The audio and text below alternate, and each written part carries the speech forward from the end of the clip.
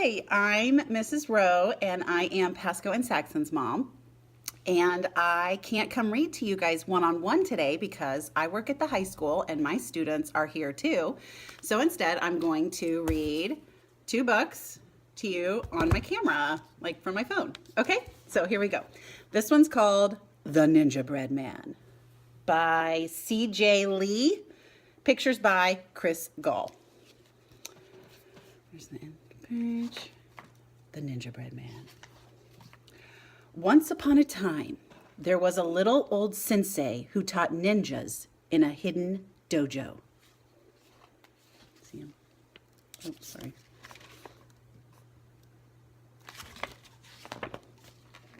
The group trained hard to be the strongest, fastest, smartest, and sneakiest ninjas in the land. Sensei was very proud of his students. So proud that one night he made them a special treat, Ninjabread.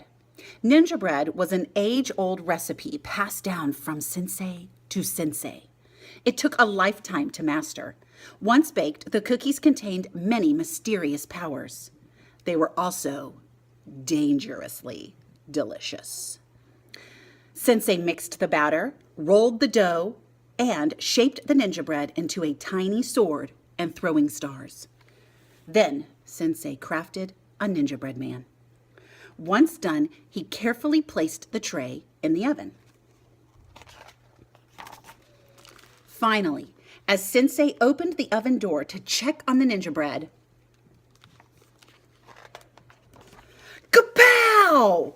Out leaped the Ninjabread man, alive and kicking. Sensei was surprised to hear the cookie speak. The time has come to test your students. Now they must try as best they can. They can't beat me. I'm the Ninjabread man. With a crack and a flash, the Ninjabread man disappeared in a cloud of sugar dust. Poof. Sensei sounded the gong, bong, as a warning to his ninjas. Tonight, they faced the greatest challenge of their lives. Bum, bum, bum. Ninja Bear was balancing on one finger when he heard the gong. Suddenly, a sweet scent filled the night air. Danger was near. With a crack and a flash, a cookie figure stood before him and announced, Try as best as you can. You can't beat me. I'm the Ninjabread man. I got past Sensei, escaped in the night, and I'll defeat you too. I can. Ninjabread man, shouted Ninja Bear, you will make a mighty morsel. With a running roar, Ninja Bear charged. But the Ninjabread man jumped out of the way, and Ninja Bear lost his balance. Then, with a bow, the Ninjabread man escaped into the night. Come back, yelled Ninja Bear, but the cookie had disappeared. Ninja Snake was throwing stars in the forest when she sensed Sensei's warning. The bamboo swayed in the wind. Danger was near. Suddenly, a cookie figure stood before her and announced, Try as best as you can. You can't beat me. I'm the Ninjabread man. I got past Sensei, escaped in the night. I dodged Ninja Bear in the pale moonlight, and I'll defeat you too. I can.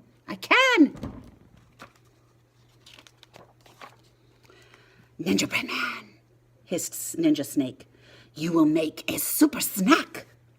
But with a flick, swish, Ninja Snake launched her throwing stars. But the Ninjabread man was too fast. He launched a cookie star ninja attack of his own. Then with a bow, the Ninjabread man escaped into the night. Come back, yelled Ninja Snake, but the cookie had disappeared. Ninja Mouse was training with his sword when the warning gong rang. Ninja Mouse heard someone tiptoeing around. Danger was near. In the blink of an eye, a cookie figure stood before him and announced, hold on, there's an announcement. Just a reminder for all PHS staff members, the Phosphor Cheer Booster Club is sponsoring a wonderful breakfast We had this breakfast, morning. It see? is quite the I got a spread strawberry there in the arena foyer. and some As apple we speak, please go down and enjoy. That's all PHS staff and a members. kolache. Breakfast These are this Pasco's morning in favorite. your honor, sponsored by the Prosper Cheer Association Booster Club. Many blessings. Okay.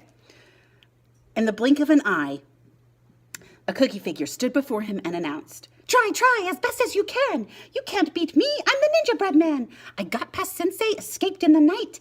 I dodged Ninja Bear in the pale moonlight. I slipped past Ninja Snake in the throwing star fight. And I'll defeat you too. I can. I can." "Ninjabread Man?" squeaked Ninja Mouse. "You'll make a nice nibble." Ninja Mouse sprang forward, but the Ninjabread Man tricked the mighty mouse. Then, with a bow, the Ninjabread Man escaped into the night. "Come back!" yelled Ninja Mouse, but the cookie had disappeared. Ninja Fox was sitting beside the great waterfall. He did not hear Sensei's warning. Ninja Fox gently hummed. "I sense something dangerously delicious." With a crack and a flash, a cookie figure stood before him and announced, "Try, try, as best as you can. You can't beat me, I'm the Ninjabread Man. I got past Sensei, escaped in the night. I dodged Ninja Bear in the pale moonlight. I slipped past Ninja Snake and made the Ninja Mouse ache. And I'll outfox you. I can. "I'm sorry," said Ninja Fox. "I didn't hear you. What did you say?" The Ninjabread Man stepped closer and repeated, "Try, try, as best as you can. You can't beat me. I'm the Ninjabread Man. I got past Sensei, escaped in the night. I dodged Ninja Bear in the pale moonlight. I slipped past Ninja Snake and I made Ninja Mouse ache. And I'll outfox you. I can. "I'm so sorry," said Ninja Fox, pretending he could not hear the cookie. "The waterfall is so loud." "What did you say?" The Ninjabread Man took one final step closer.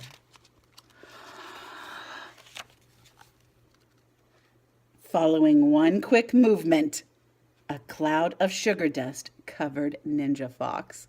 Oh!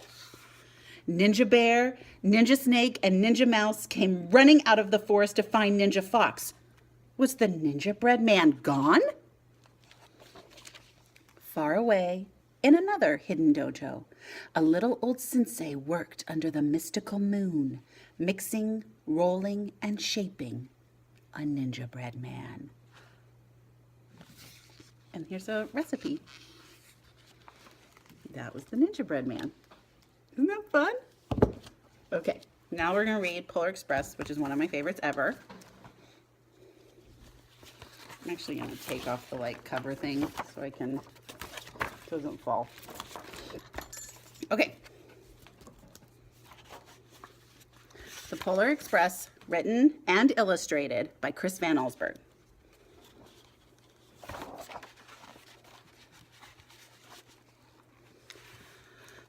On Christmas Eve, many years ago, I lay quietly in my bed. I did not rustle the sheets. I breathed slowly and silently. I was listening for a sound a friend had told me I'd never hear, the ringing bells of Santa's sleigh. "There is no Santa," my friend had insisted, but I knew he was wrong. Late that night, I did hear sounds, though not of ringing bells. From outside came the sounds of hissing steam and squeaking metal. I looked through my window and saw a train standing perfectly still in front of my house. It was wrapped in an apron of steam. Snowflakes fell lightly around it. A conductor stood at the open door of one of the cars. He took a large pocket watch from his vest, then looked up at my window. I put on my slippers and robe. I tiptoed downstairs and out the door. "All aboard!" the conductor cried out. I ran up to him. "Well," he said, "are you coming?" "Where?" I asked. "Why, to the North Pole, of course," was his answer. "This is the Polar Express." I took his outstretched hand and he pulled me aboard. The train was filled with other children. All in their pajamas and nightgowns, we sang Christmas carols and we ate candies with nugget centers white as snow. We drank hot cocoa as thick and rich as melted chocolate bars. Outside, the lights of towns and villages flickered in the distance as the Polar Express raced northward. Soon, there were no more lights to be seen. We traveled through cold, dark forest where lean wolves roamed and white-tailed rabbits hid from our train as it thundered through the quiet wilderness. We climbed mountains so high it seemed as if we would scrape the moon. Train's up there. But the Polar Express never slowed down. Faster and faster we ran along, rolling over peaks and through valleys like a car on a roller coaster. The mountains turned into hills, the hills to snow-covered plains. We crossed a barren desert of ice, the great polar ice cap. Lights appeared in the distance. They looked like the lights of a strange ocean liner sailing on a frozen sea. "There," said the conductor, "is the North Pole." The North Pole? It was a huge city, standing alone at the top of the world, filled with factories where every Christmas toy was made. At first, we saw no elves. "They are gathering in the center of the city," the conductor told us. "That is where Santa will give the first gift of Christmas." "Who receives the first gift?" we all asked. The conductor answered, "He will choose one of you."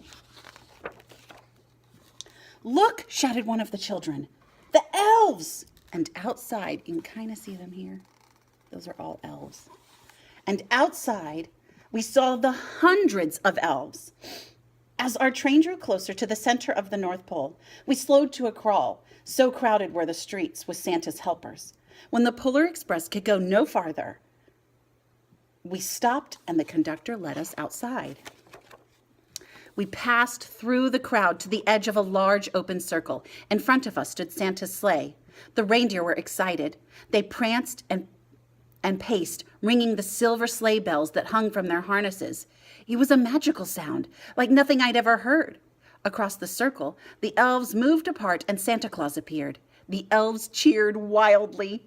He marched over to us and, pointing to me, said, "Let's have this fellow here," and jumped into his sleigh.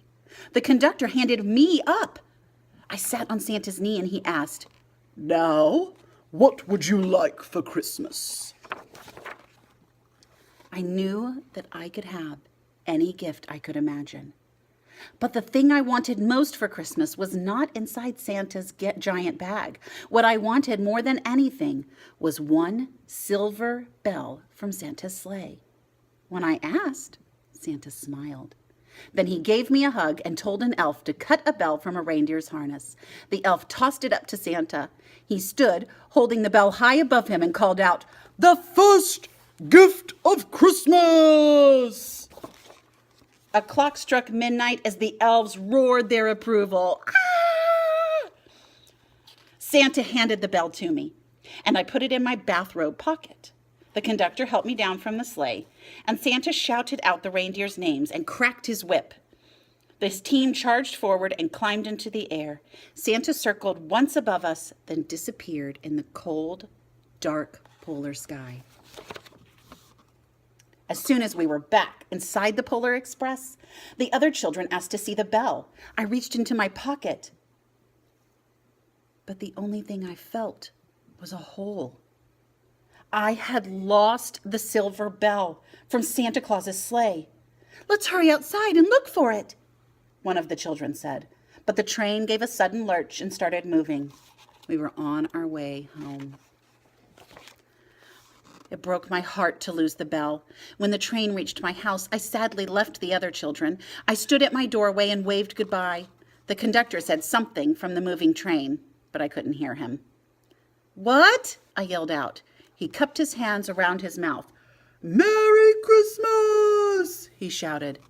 The Polar Express let out a loud blast from its whistle and sped away. On Christmas morning, my little sister Sarah and I opened our presents. When it looked as if everything had been unwrapped, Sarah found one last small box behind the tree. It had my name on it. Inside was the silver bell. There was a note. "Found this on the seat of my sleigh. Fix that hole in your pocket." Signed, Mr. C. I shook the bell. It made the most beautiful sound my sister and I had ever heard. But my mother said, "Oh, that's too bad." "Yes," said my father, "it's broken." When I'd shaken the bell, my parents had not heard a sound. At one time, most of my friends could hear the bell, but as years passed, it fell silent for all of them. Even Sarah found one Christmas that she could no longer hear its sweet sound. Though I've grown old, the bell still rings for me, as it does for all who truly believe. I hope you have a fun reading day. Thanks for letting me read to you. Bye.